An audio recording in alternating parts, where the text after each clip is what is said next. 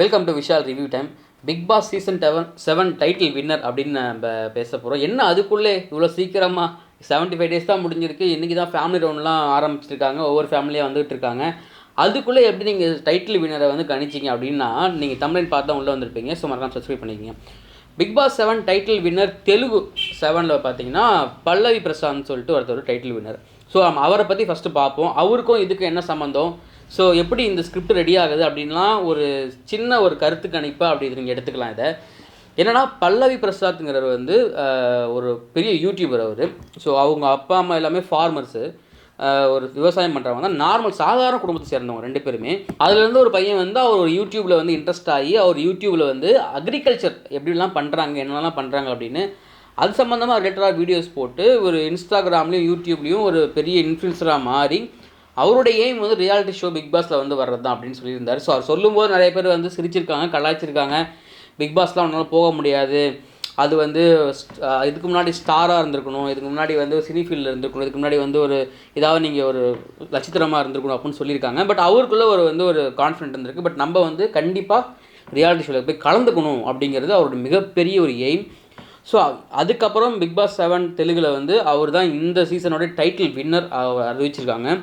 அவர் மேலே நிறைய விமர்சனங்கள் இருக்குது. அவர் விளையாண்டு அந்த கேமு அப்போ எல்லாமே சேர்ந்து. பட் இருந்தாலும் அங்கே என்னென்னா, அவங்க அப்பா அம்மா வந்து ஒரு சாதாரணவங்க, சின்ன ஒரு குடும்பத்துலேருந்து வந்தவங்க, ஒரு கிராமத்துலேருந்து வந்தவங்க. ஸோ அவங்கள வந்து டைட்டில் வின்னர் ஆக்குனா ஒரு பெரிய இம்பேக்ட் கிரியேட் ஆகும் அப்படின்னு அவருடைய கேம் அப்பார்ட் ஃப்ரம் கேமாக இருந்தாலும். பட் இப்போ வந்து பெரிய அளவில் பிக் பாஸ் தெலுங்கு டைட்டில் 7 வந்து நிறைய பேர் பேசிக்கிட்டு இருக்காங்க. யார் இந்த பல்லவி பிரசாத், அவருடைய வீடியோஸ்லாம் எப்படி இருக்குது, அவர் என்ன மாதிரிலாம் போட்டிருக்காரு அப்படின்னு அவரை பற்றின இன்ஃபர்மேஷன் நிறைய பேர் போய் பார்த்துட்டு இருக்காங்க. 28 இயர்ஸ் ஓல்டு தான், ஜஸ்ட் ஒரு யங் மேன் தான் அவர். ஸோ அது பெரிய அச்சீவ்மெண்ட் இது. ஸோ இதுக்கும் தமிழ் பிக் பாஸ்க்கு என்ன சம்மந்தம் அப்படின்னா, இதே மாதிரி ஒரு சினாரியோ இங்கே இருக்குது. இதை வந்து நீங்கள் எப்படினாலும் எடுத்துக்கலாம். இது வந்து ஒரு பெரிய கணிப்பாக கூட எடுத்துக்கலாம்.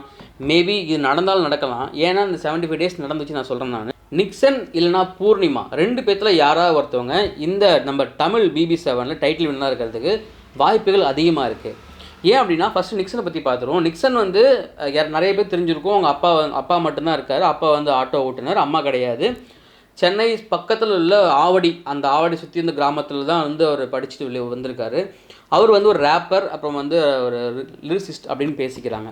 இதுக்கு மேலே என்ன ஒர்க் பண்ணியிருக்காரு அப்படின்னு பார்த்தீங்கன்னா, திமிரு பிடிச்சவன் படத்தில் வந்து அந்த டீனேஜர் ரவுடிஸ் வருவாங்கள்ல, அதில் வந்து ஒரு கேரக்டர் பண்ணியிருந்தார். சூப்பராக இருக்கும் அது. அதுக்கப்புறமா நம்ம முகின்ரா, பிக் பாஸ் புகழ் முகின்ரா வந்து ஒரு ஆல்பம் வச்சுருந்தார், அடியே பச்சை தாமரை அந்த சொல்லி ஒரு பாட்டு இருக்கும்.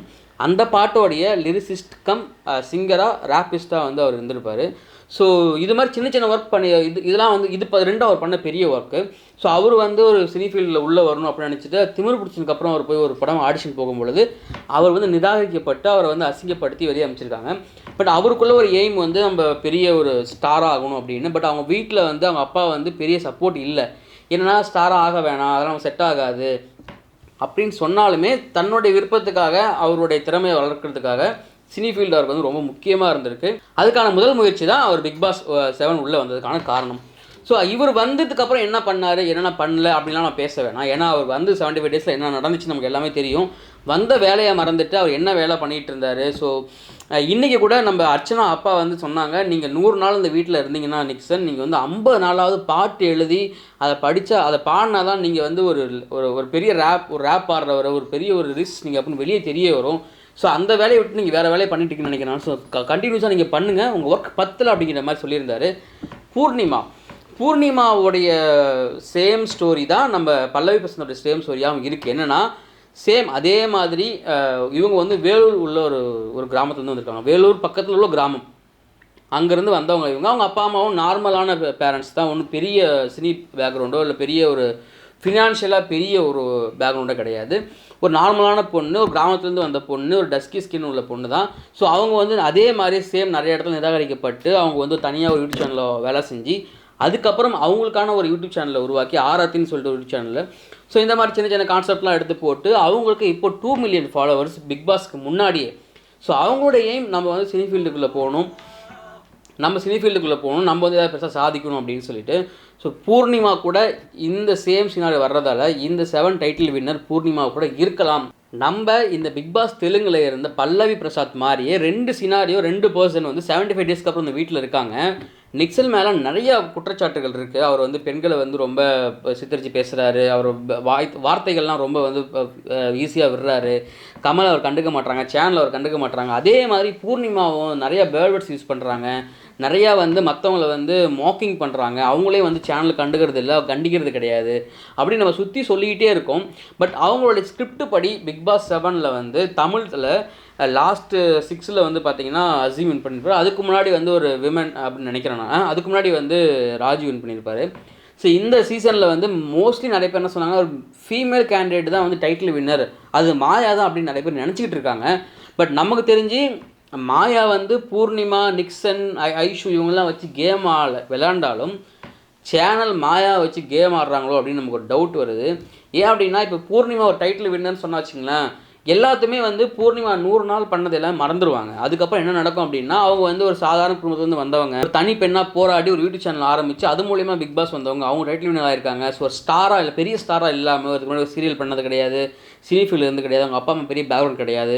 ஸோ அப்படி இருக்கிற பொண்ணு வந்து டைட்டில் வின்னர் ஆகிட்டாங்கன்னா அது ஒரு பெரிய பேசு பொருளாகும்.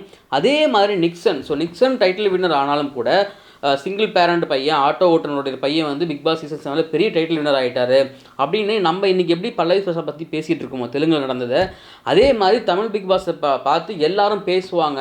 ஸோ நிக்சன் வந்து இந்த மாதிரி ஒரு ஆவடியிலேருந்து வந்திருக்காரு, அவருடைய ஆட்டோ ஓட்டுநரோட பையன், ரொம்ப ஒரு கஷ்டப்படுற ஃபேமிலி அப்படின்னு வந்திருக்காங்க. அந்த ஒரு இமேஜுக்காக சேனல் தரப்பில் என்னென்னலாம் பண்ண முடியுமோ, என்னென்னலாம் செய்ய முடியுமோ, முக்கியமாக பூர்ணிமாவுக்கும் நிக்சனுக்கும் ஃபேவரட்டாக என்னென்ன பண்ண முடியுமோ எல்லாத்தையுமே பண்ணிக்கிட்டு இருக்காங்க அப்படின்னு தோணுது. நம்ம ஆல்ரெடி சொல்லியிருந்தோம், போன வீக் கூல் சுரேஷ் வந்து பலியாடா ஆகிட்டார் ஸோ நிக்சனுக்கு அப்படின்னு சொல்லிட்டு. அதே மாதிரி நிக்சன் வந்து கண்டிப்பாக இந்த வீக் போயிடுவார் அப்படின்னு நினச்ச வீக்கில் வந்து பார்த்திங்கன்னா நாமினேஷன் ஃப்ரீ ஆக்குனாங்க. நிறைய நாள் நாமினேட் பண்ணாமலே இருந்தாங்க. ஸோ இதெல்லாம் நம்ம வந்து கொஞ்சம் கொஞ்சமாக யோசிச்சு பார்க்கும்போது இன்றைக்கி டே வந்து எனக்கு 80 சம்திங் வந்துருச்சு. இது நல்லா நோட் பண்ணிக்கோங்க, நான் ரொம்ப ஏர்லியாக போடுறேன். மேபி இது நடந்தாலும் நடக்க வாய்ப்புகள் அதிகமாக தான் இருக்குது. ஏன்னா எப்போவுமே சேனல் தரப்புலேருந்து என்ன யோசித்து பார்ப்பாங்கன்னா, ஒரு பெரிய ஒரு ஃபேம் வேணும். அதாவது நம்ம ஒரு விஷயம் பண்ணுறோம்னா, ஒருத்தவங்களை வந்து டைட்டில் வின்னர் அனௌன்ஸ் பண்ணுறோம் அப்படின்னா, எனி ஈவெண்ட், நீங்கள் என்ன ஈவெண்ட்லாம் வச்சுக்கோங்க, ரியாலிட்டி ஷோ மட்டும் கிடையாது. அப்போனா அது வந்து ஒரு பெரிய இம்பேக்டை க்ரியேட் பண்ணணும், சோஷியல் மீடியாவில் very talk of the town ஆகணும். அப்படி ஆகும்பொழுது என்ன ஆகும்னா, சேனலில் ஆட்டோமேட்டிக்காக டிஆர்பிங்கிறது இன்க்ரீஸ் ஆகும். ஸோ இந்த டிஆர்பி கால்குலேட் பண்ணி தான் அவங்க ஒவ்வொரு விஷயமுமே வந்து பண்ணுவாங்க. நிக்சன் பூர்ணிமாவை கூட அவங்க இந்த மைண்ட் செட் தான் வச்சுருப்பாங்க. நான் சொன்ன மாதிரி நிக்சன் அல்லது பூர்ணிமா ரெண்டில் யாராவது ஒருத்தவங்க டைட்டில் வின்னர் ஆனாங்கன்னா ஃபேம் அப்படியே மாறும், பேசு பொருளாக மாறுவாங்க, நிறையா பேர் பேசுவாங்க, நிறைய டிபேட்டுகள் ஆகும் அப்படின்னு அவங்க நல்லா தெரிஞ்சிருக்கும். நம்ம வந்து இப்போ இந்த 80 டேஸில் அதுக்கப்புறம் தான் பார்க்கணும். ஏன்னா இந்த வீக் வந்து கண்டிப்பாக சரவண விக்ரம் மேபிட்டாக வெளியே போயிடுவார். மேபி ரவீனா கூட இருக்க வாய்ப்பு இருக்குது. வரும் காலகட்டங்களில் இந்த மணி பேங்க்லாம் வைப்பாங்க. ஸோ மணிக்கு யார் எடுத்துகிட்டு போகிறா அப்படின்னு சொல்லிட்டு. அதே மாதிரி ஃபைனல் வரைக்கும் போகிற கேப்பபிலிட்டிஸ் உள்ள ஒரு கண்டஸ்டண்ட்டாக எனக்கு தெரிஞ்சு கண்டிப்பாக நிக்சன், பூர்ணிமா, மாயா, தினேஷ், அர்ச்சனா எல்லாருமே இருக்காங்க. பட் இவங்க எப்படி கொண்டு போகிறாங்க, வரப்போகிற நாட்கள் என்ன நடக்க போகுது அப்படின்னு நம்ம பொறுத்திருந்து தான் பார்க்கணும். ஸோ நீங்கள் உங்களுக்கு தெரிஞ்ச மேபி நீங்கள் தெலுங்கு பிக் பாஸ் பார்த்துருந்தீங்க, உங்களுக்கு ஏதாவது பல்லவி பிரசாந்த் பற்றி தெரிஞ்சிருந்தால் அதோடைய கருத்துக்கள் கமெண்டில் பண்ணுங்கள். நம்பர் 7 பிக் பாஸ் 7 தமிழில் வந்து இன்கேஸ் பூர்ணிமா அல்லது நிக்சன் வந்து டைட்டில் வின்னர் கொடுத்தாங்கன்னா அதை பற்றி என்ன நினைக்கிறீங்க அப்படின்னு அந்த கருத்தையும் கமெண்டில் பண்ணுங்கள். ஸோ நம்ம சேனலை வந்து சப்ஸ்கிரைப் பண்ணாமல் சப்ஸ்கிரைப் பண்ணிக்கங்க. நானும் உங்கள் விஷால். நன்றி, வணக்கம்.